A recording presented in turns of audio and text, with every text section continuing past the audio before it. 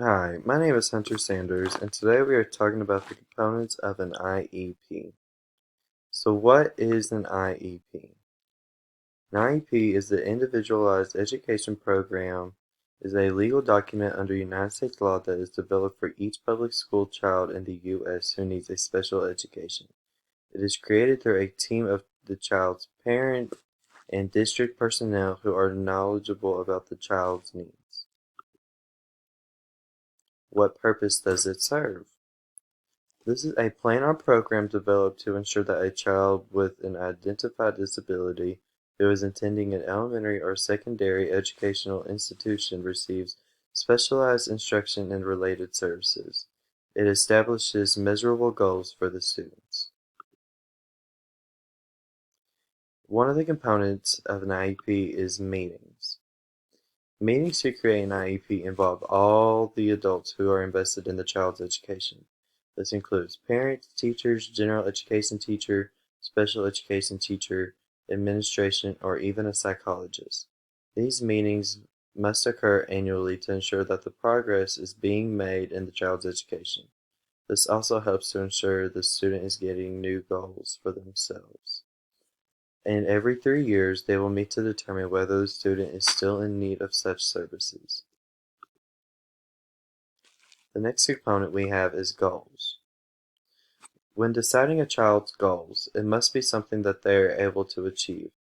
It also needs to be something that they can obtain within a 12-month span.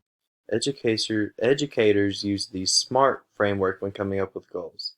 S for specific, M for meaningful, A for appropriate, R for routine-based, and T for transferable. The next component is present level. When making a child's IEP, it must contain a statement including the child's present level of performance in the classroom. It will describe how the child's disability has affected them in the classroom. This also shows how well the child molds to the common educational route. The next one we have is reporting. A description of how the child's progress towards meeting the child's annual goal will be measured, such as progress reports. It helps the teacher keep up with how well the student is doing. If there are any changes needed to be done to the IEP, they can make them accordingly. Next we have is LRE and services. This is a requirement in the federal law that students with disabilities receive their education to the maximum extent appropriate with non-disabled peers, and that the special education students are not removed from regular classes unless they are prohibiting other students from learning. Basically, making sure students in special services are included in the general education classrooms as much as possible. Up next we have accommodating and assessments. The IDEA require that each student with disabilities participate in a state/district-wide assessment. In order to support these students, certain accommodations are made in place to help them succeed.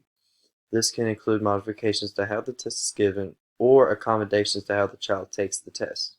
If a test is determined not appropriate for a child, the IEP must contain an explanation why and what the alternative assessment will consist of.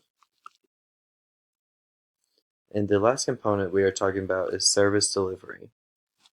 An IEP must go over the projected date for beginning of services for the child, the anticipated frequency, the location where the services will be taken, and must include how long the services will be provided for this child.